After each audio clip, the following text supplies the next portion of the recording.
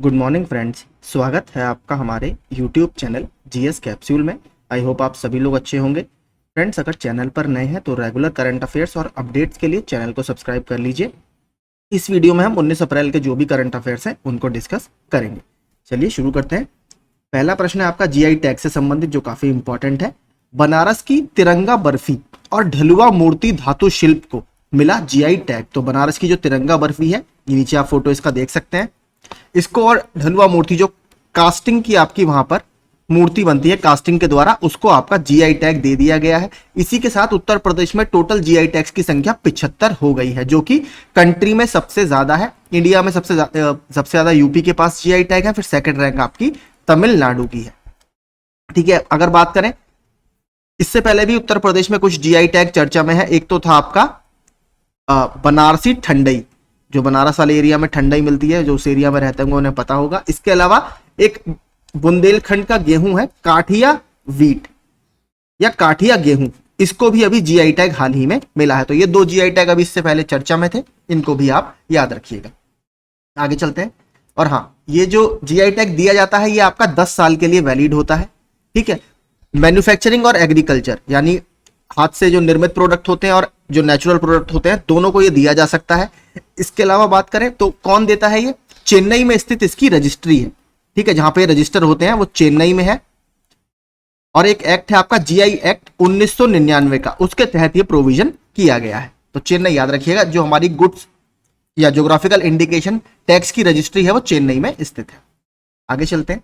हाल ही में केरल में रक्षा विभाग यानी रिसर्च एंड डेवलपमेंट के सचिव और डीआरडीओ के अध्यक्ष द्वारा ध्वनिक लक्षण वर्णन और मूल्यांकन, इसका देखिए इंग्लिश में नाम आप याद रखिएगा, हिंदी में तो थोड़ा सा समझ में इतना आएगा नहीं। इसके लिए एक अत्याधुनिक सबमर्सिबल प्लेटफॉर्म का उद्घाटन किया गया है। तो एक मॉडर्न सबमर्सिबल प्लेटफॉर्म का उद्घाटन कहां पर किया गया है? आपके केरल में किया गया है। नाम आपका क्या है?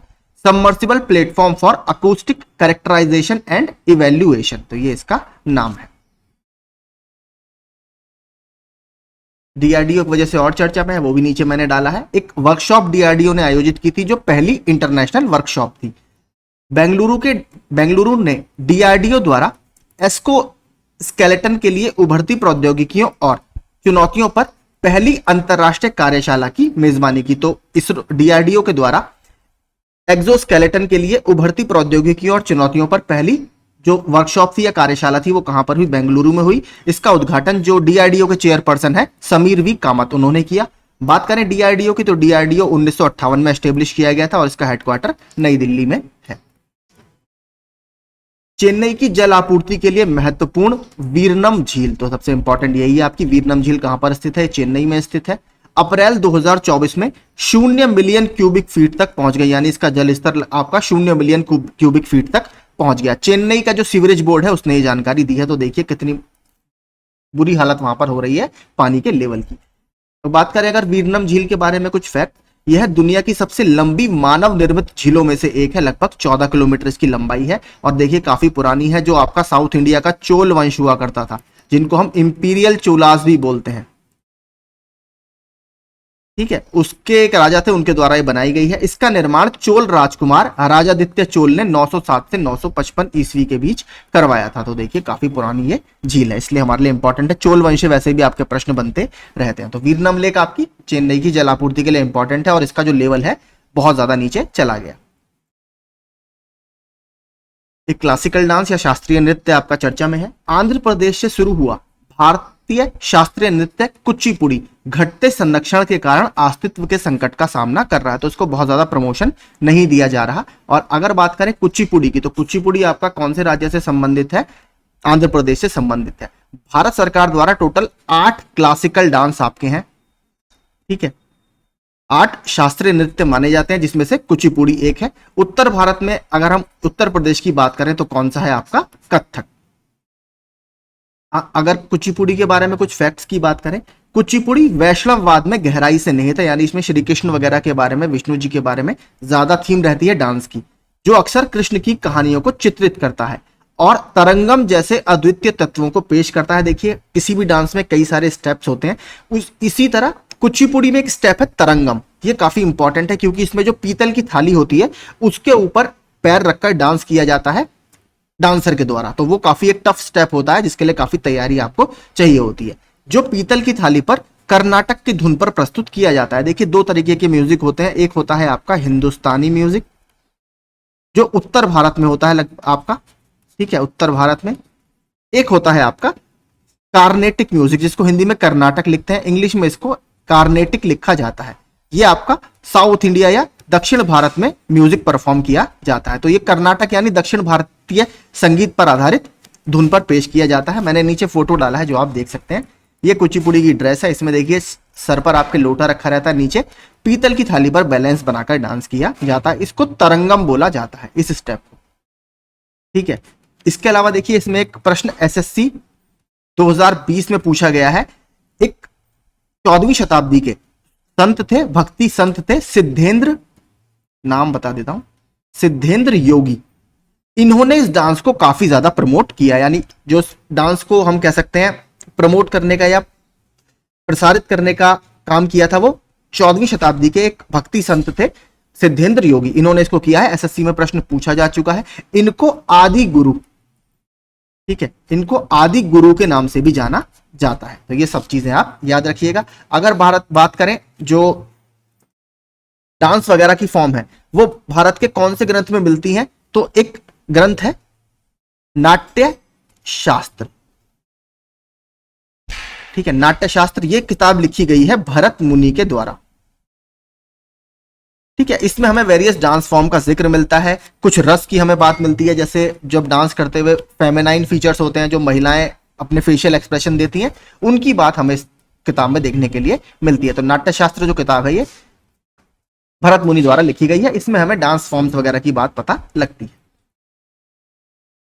इसके अलावा देखिए जो सोमनाथ सर है, सोमनाथ इसरो के चेयरपर्सन है, उनके द्वारा भी चंद्रयान 4 मिशन, चंद्रयान 3 मिशन हमारा सक्सेसफुल रहा, जिसमें हमने चंद्रमा के दक्षिण ध्रुव पर लैंड किया। उसके बाद अब इसरो चंद्रयान 4 मिशन को लॉन्च करने की बात कर रहा है।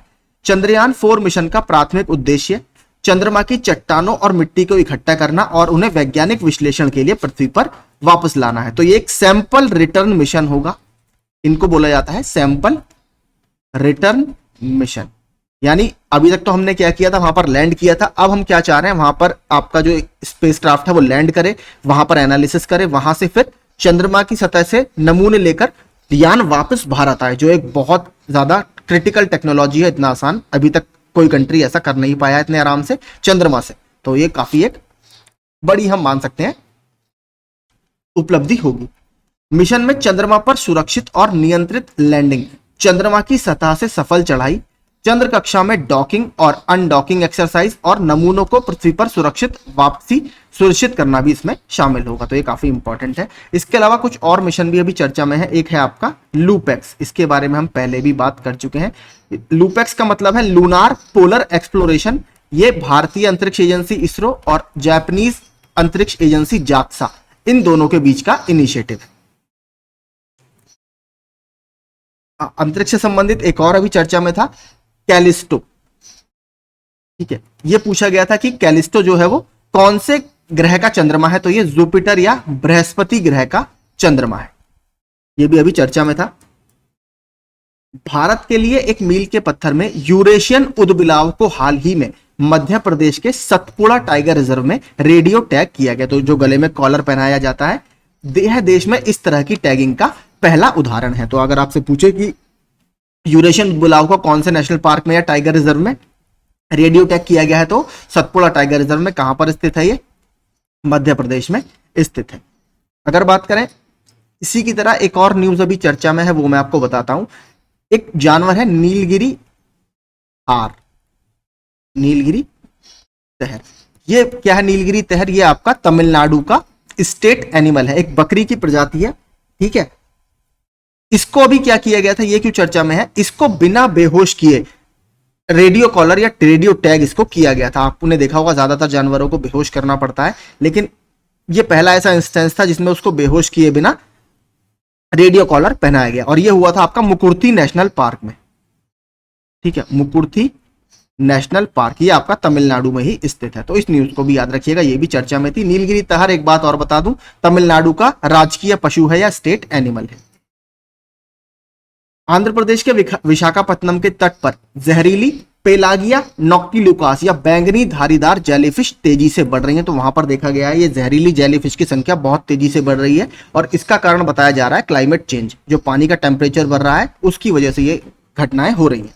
ऐसा तब होता है जब समुद्र के गर्म तापमान के कारण जेलीफिश की आबादी तेजी से बढ़ती है। यह मछली पकड़ने और पर्यटन उद्योगों पर हानिकारक प्रभाव डालते हैं, क्योंकि जहरीली होती है इसलिए देखिए थोड़ा सा टूरिज्म एक्टिविटीज वगैरह देखनी पड़ती है कि वहां पर प्रमोट करनी है या नहीं करनी। तो अगर आपसे पूछे कि हाल ही में कौन से तट पर बैंगनी धारीदार जेलीफिश तेजी से बढ़ रही है, तो विशाखापट्टनम के तट पर यह हुआ है। विशाखापट्टनम अगर पोर्ट की बात करें, जो विशाखापट्टनम बंदरगाह है ये भारत का सबसे डीपेस्ट बंदरगाह है या सबसे गहरा बंदरगाह है। इसके अलावा आंध्र प्रदेश की अभी एक बर्ड सेंचुरी बहुत चर्चा में है, पक्षी अभ्यारण्य चर्चा में है, नाम है अट्टापाका। ठीक है, अट्टापाका। तो अट्टापाका में अभी हाल ही में काफी ज्यादा बर्ड्स, माइग्रेटरी बर्ड जो होती हैं प्रवासी पक्षी, वो काफी बड़ी संख्या में यहां पर आए थे। तो अट्टापाका पक्षी अभ्यारण्य आंध्र प्रदेश में ही स्थित है। और हाँ, एक चीज और बता दूं, अभी इलेक्शन चल रहा है तो आपने प्रश्न देखे होंगे, बहुत सारे प्रश्न पूछता है कि यहाँ पर राज्यसभा की कितनी सीटें हैं। आंध्र प्रदेश वाला मैंने देखा है ये राज्यसभा की मैचिंग में बहुत आता है। तो आंध्र प्रदेश में देखिए पहले 18 सीटें थी, लेकिन 2014 में आपको पता होगा आंध्र प्रदेश में से तेलंगाना काट दिया गया है। तो अब जो बाइफर्केशन हुआ है उसमें 11 + 7 है। 7 सीटें तेलंगाना के पास चली गई हैं, आंध्र प्रदेश के पास अब 11 सीटें राज्यसभा में बची हैं। तो इसको याद रखिएगा। आर्कटिक में स्थलीय अनुसंधान और निगरानी के लिए अंतरराष्ट्रीय नेटवर्क, जिसे इंटरैक्ट बोला जा रहा है, यह एक यूरोपियन यूनियन वित्त पोषित परियोजना है जो शोधकर्ताओं को यूरोप, रूस और उत्तरी अमेरिका में आर्कटिक अनुसंधान स्टेशनों तक पहुंच प्रदान करती है। तो ये जो इंटरैक्ट, ठीक है, इंटरैक्ट पहल है, ये यूरोपियन यूनियन के द्वारा फाइनेंस की गई है। और जो आर्कटिक क्षेत्र है आपका, जहां पर रिसर्च एक्टिविटीज बहुत ज्यादा चलती हैं, तो वहां पर जो रिसर्च स्टेशन बने हैं अलग अलग कंट्री के, उस तक ये पहुंच प्रदान करती है। हमारे लिए इंपॉर्टेंट है आर्कटिक सर्कल या आर्कटिक जो वृत्त है उसमें कौन कौन सी कंट्रीज आती हैं। तो वो पूरा नीचे मैंने मैप लगाया है, उन कंट्रीज को हम देखना शुरू करते हैं। तो सबसे पहली कंट्री आती है उसमें रशिया, दूसरी आती है फिनलैंड, फिर स्वीडन, नॉर्वे, आइसलैंड, ग्रीनलैंड जो कि आपका डेनमार्क का हिस्सा है, फिर आता है आपका कनाडा, ये आपका पता है यूएसए वाला हिस्सा है जो अलास्का वाला क्षेत्र है ये। तो ये सारी कंट्रीज आपकी इसके अंदर पड़ती हैं। 1 2 3 4 5 6 7 और 8, टोटल 8 कंट्रीज से होकर आपका आर्कटिक सर्कल या आर्कटिक वृत्त गुजरता है। इसको याद रखिएगा क्योंकि ये पूछता रहता है। अगर बात करें इसका अक्षांश क्या होता है, तो यहां पर आप पढ़ेंगे 66.5 डिग्री अक्षांश के आसपास आर्कटिक सर्कल आपका पड़ता है। अगर ये ग्लोब है तो ये 23.5 की लाइन होती है, और ये आपका ये वाला जो वृत्त होता है ये आपका 66.5 डिग्री का होता है। यही आपका आर्कटिक सर्कल कहलाता है। ठीक है, ये 0 डिग्री लाइन है, इक्वेटर। आगे चलते हैं, एक किताब चर्चा में है। हैदराबाद में Administrative Staff College of India के परिसर में भीमेश्वर चल्ला की पुस्तक India the road to renaissance a vision and agenda, इसका विमोचन किया गया। तो ये किताब किसके द्वारा लिखी गई है? भीमेश्वर चल्ला की जी के द्वारा। इसके अलावा एक किताब और बहुत चर्चा में है सैम पित्रोदा की, द आइडिया ऑफ डेमोक्रेसी। तो द आइडिया ऑफ डेमोक्रेसी जो किताब है ये सैम पित्रोदा ने लिखी है, ये भी अभी चर्चा में थी। आगे चलते हैं। एसबीआई लाइफ इंश्योरेंस ने जीवन बीमा नवाचार को बढ़ावा देने के उद्देश्य से एक नई पहल आइडिएशन एक्स का उद्घाटन किया है। तो जो इंश्योरेंस का सेक्टर है उसमें इनोवेशन लाने के लिए एसबीआई लाइफ इंश्योरेंस ने आइडिएशन एक्स का उद्घाटन किया है। पैट कमिंस और साइवर ब्रंट को विजडन के शीर्ष क्रिकेटर श्रेणी में नामित किया गया है। साइवर ब्रंट को मैं आपको बता चुका था, इसको हम कवर कर चुके हैं। ये पहली इंग्लिश क्रिकेटर बन गई है, ठीक है, या पहली इंग्लैंड की महिला क्रिकेटर बन गई है जिन्हें इस विजडन की लिस्ट में शामिल किया गया है। और महिला की मेल की कैटेगरी में या पुरुषों की कैटेगरी में पैट कमिंस को इस श्रेणी में शामिल किया गया है। वर्ल्ड एआई क्रिएटर अवार्ड्स ने दुनिया की पहली मिस एआई सौंदर्य प्रतियोगिता की घोषणा की है। तो इसमें देखिए जो होगा कैंडिडेट्स होंगे वो सारे आर्टिफिशियली इंटेलिजेंस रोबोट्स होंगे, जो जज होंगे वो भी सारे आपके आर्टिफिशियली इंटेलिजेंस जज होंगे, यानी सब कंप्यूटराइज पूरी प्रतियोगिता ये होगी। तो जिसमें एआई जनित मॉडल एक अद्वितीय कार्यक्रम में प्रतिस्पर्धा कर रहे हैं जो पारंपरिक सौंदर्य प्रतियोगिता को एआई रचनाकारों की दुनिया के साथ जोड़ता है। तो ये एक इंपॉर्टेंट इस तरह की पहली प्रतियोगिता होने वाली है। भारत ने 2023-24 में 29.12 बिलियन के इलेक्ट्रॉनिक सामान का निर्यात किया, जो एक साल पहले की तुलना में 23.6% अधिक है। तो इलेक्ट्रॉनिक सामान में काफी बढ़ोतरी हासिल हुई है, 23.5% आपका टोटल एक्सपोर्ट बढ़ गया है, और टोटल जो निर्यात था वो 3% आपका कम हुआ।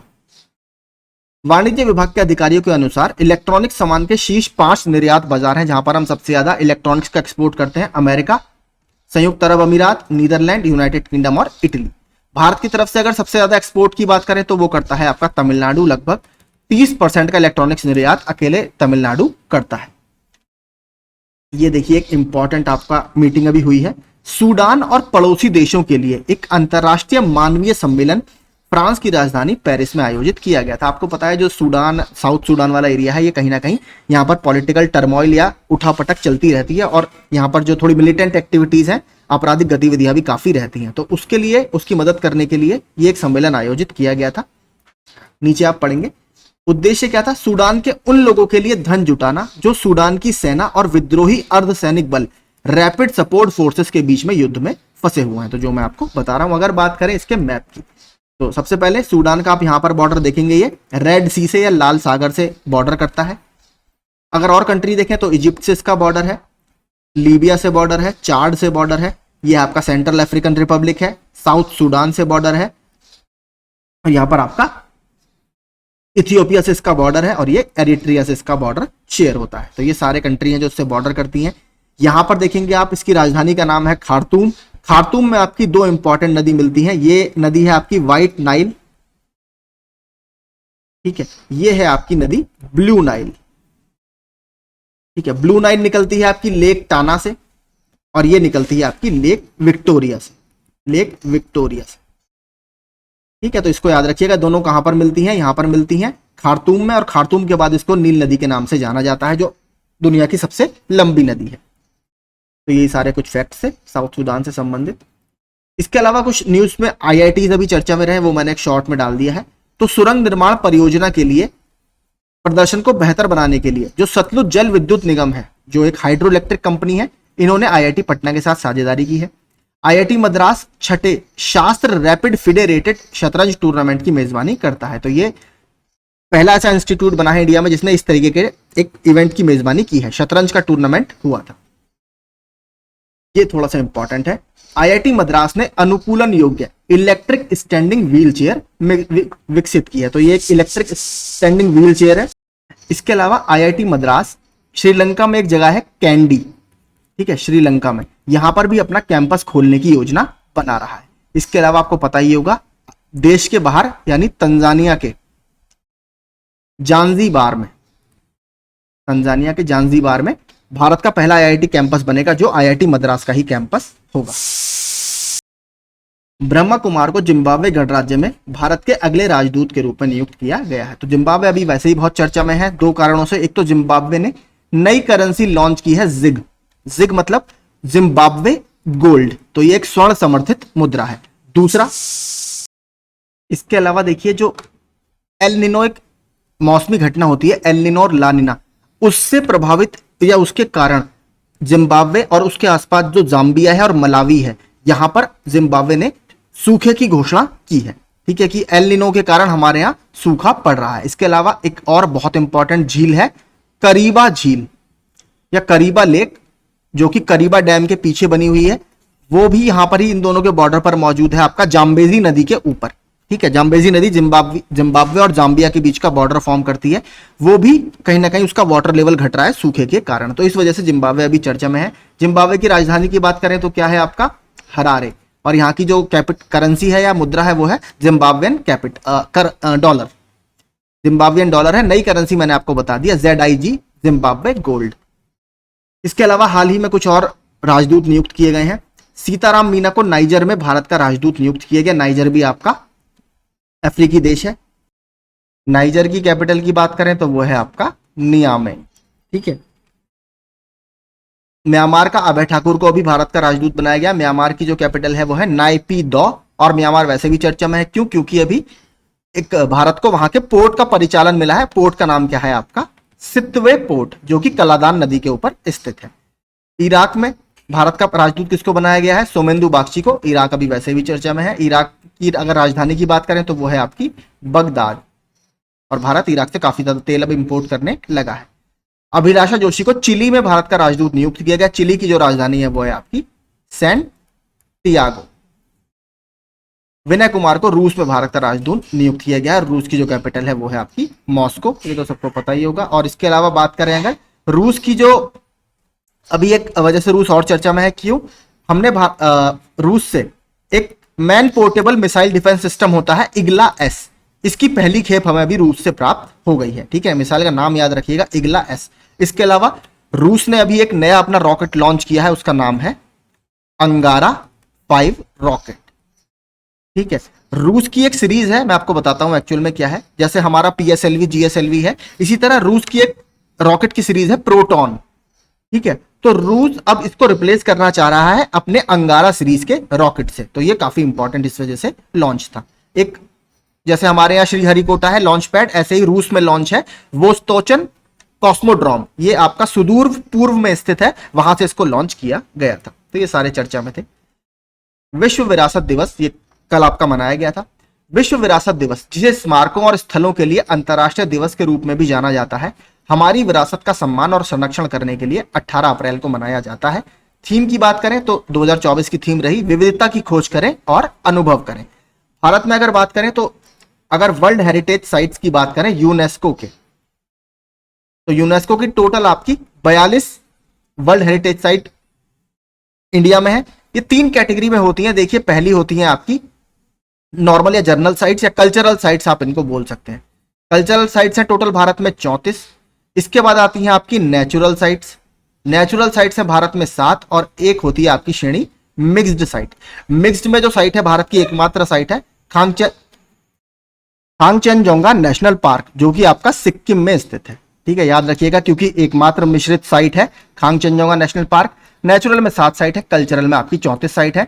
सबसे पहले 1983 में 2 साइट्स इसमें जोड़ी गई थी। एक था आपका आगरे का किला, आगरा फोर्ट, और दूसरी साइट थी अजंता केव्स या अजंता की गुफाएं, जो कि महाराष्ट्र के औरंगाबाद जिले में स्थित है। एक बार पूछ लिया था कौन सी नदी के किनारे है, तो ये वघोरा रिवर है। ठीक है, वघोरा रिवर है, उसके किनारे स्थित है। और अजंता में हमें पूरी थीम किसकी है? बुद्धिस्ट थीम है। भगवान बुद्ध के जो पिछले जन्म की कथाएं हैं, जिनको हम जातक कथाएं बोलते हैं, उसका चित्रण यहां पर किया गया है। आगे चलते हैं। 17 अप्रैल को यूनाइटेड नेशंस पॉपुलेशन फंड ने वर्ल्ड पॉपुलेशन 2024 की रिपोर्ट जारी कर दी। तो पहला वर्ल्ड पॉपुलेशन रिपोर्ट कौन जारी करता है? यूनाइटेड नेशन पॉपुलेशन फंड जारी करता है। इसके मुताबिक भारत की कुल आबादी वर्तमान में इतने करोड़ हो चुकी है, 144.17 करोड़। बात करें वर्ल्ड पॉपुलेशन डे या वैश्विक जनसंख्या दिवस कब मनाया जाता है, तो ये 11 जुलाई को प्रतिवर्ष मनाया जाता है। इसको भी याद रखिएगा, ये तो यूपीपीसीएस में आया वही प्रश्न है। ग्रीस के ओलंपिया शहर में ओलंपिक फ्लेमिंग लाइटनिंग सेरेमनी का आयोजन किया गया। मतलब जिसमें आपने देखा होगा ओलंपिक की जो मशाल होती है उसको जलाने की सेरेमनी का स्टार्ट किया गया। इसको देखिए नेचुरल तरीके से जलाया जाता है। इसमें कांच के जरिए सूरज की रोशनी से ओलंपिक फ्लेम जलाई गई, जो कि प्राचीनतम काल से चला आ रहा एक रिवाज है। और अगर बात करें जो ये फ्लेम है या जो ओलंपिक की मशाल है, सबसे पहले इसको कब स्टार्ट किया गया था? यह फ्लेम पहली बार 1928 में एम्स्टरडेम, जो कि नीदरलैंड की राजधानी है, यहां पर हुए ओलंपिक्स खेल में दिखाई दी थी। तो इसको याद रखिएगा। अगर बात करें अब ये फ्लेम जो है ये दुनिया के अलग अलग शहरों में जाएगी। जितने भी लोग ओलंपिक में पार्टिसिपेट करते हैं पूरी दुनिया का चक्कर लगा करिए। जब आपके ओलंपिक खेल स्टार्ट होंगे जुलाई में, कहां पर? इस बार ओलंपिक खेल होंगे आपके पेरिस में, वहां पर फिर इस मशाल को जलाया जाता है। बात करें भारत में इस मशाल को लेकर कौन जाएगा, तो भारत के एक शूटिंग स्टार है अभिनव बिंद्रा। तो अभिनव बिंद्रा सर इस मशाल को लेकर भारत में चलेंगे। तो ये काफी इंपॉर्टेंट एक है। इसके अलावा बात करें पेरिस ओलंपिक में भारत की तरफ से ध्वजारोहक कौन बनेगा, तो भारत के टेबल टेनिस स्टार है शरद कमल। पूरा नाम शरद अचांता कमल है, जो टेबल टेनिस के प्लेयर है। ये भारत की तरफ से ध्वजारोहक इस बार पेरिस ओलंपिक 2024 में होंगे। 2028 में ओलंपिक कहां होने वाले हैं? लॉस एंजलिस, जो कि यूएसए में है। ठीक है, तो यही सारे संबंधित फैक्ट होगा। पहले ओलंपिक कहां पर हुए थे? 1896 में एथेंस में हुए थे। और अगर बात करें पहले शीतकालीन ओलंपिक या विंटर ओलंपिक, तो वो हुए थे 1924 में चामोनिक्स, फ्रांस में। तो ये कुछ फैक्ट्स इसके संबंधित हो गए। भारतीय टीम ने 13वें यूरोपियन गर्ल्स मैथमेटिकल ओलंपियाड 2024 में 2 रजत और 2 कांस्य पदक हासिल किए हैं। हमारे लिए मेन इंपॉर्टेंट क्या है कि ये यूरोपियन गर्ल्स मैथमेटिकल ओलंपियाड कहां पर हुआ था, तो ये 11 से 17 अप्रैल तक जॉर्जिया के का लतबूमो में आयोजित किया गया था। ठीक है, तो ये इंपॉर्टेंट है, जहां पर हुआ ये जरूर याद रखिएगा। एक यात्रा चर्चा में थी, फेस्टिवल है वैसे तो। बिस्केट यात्रा नेपाल 8 दिवसीय एक उत्सव है जिसका समापन आज भक्तपुर जिले में एक विशाल उत्सव के साथ हुआ। तो आपसे पूछे अगर बिस्केट यात्रा ये कहां पर होती है, तो ये नेपाल में आयोजित की जाती है। नेपाल अभी चर्चा में है, क्यों? भारत ने नेपाल को, आपको पता होगा, कुछ स्कूल बसें और एम्बुलेंस अभी गिफ्ट की हैं। इसके अलावा नेपाल ने जो बिम्स्टेक चार्टर है, ठीक है, बिम्स्टेक चार्टर है, इसका भी अभी समर्थन किया है। बिम्स्टेक आपको पता होगा 1997 में स्थापित एक रीजनल ग्रुपिंग है या क्षेत्रीय संगठन है जिसका हेडक्वार्टर आपका बांग्लादेश ढाका में स्थित है। इसमें टोटल 7 देश हैं, 5 आपके हैं साउथ एशिया के और 2 इसमें पड़ते हैं साउथ ईस्ट एशिया के, जो है आपका म्यांमार और थाईलैंड। तो ये याद रखिएगा। यही सारे करंट अफेयर्स आज चर्चा में थे। आई होप आपको कुछ एडिशनल फैक्ट्स और ये सारा डिस्कशन अच्छा लगा होगा। ऐसे ही रेगुलर करंट अफेयर्स के लिए आप हमारा चैनल सब्सक्राइब कर सकते हैं। Thank you so much.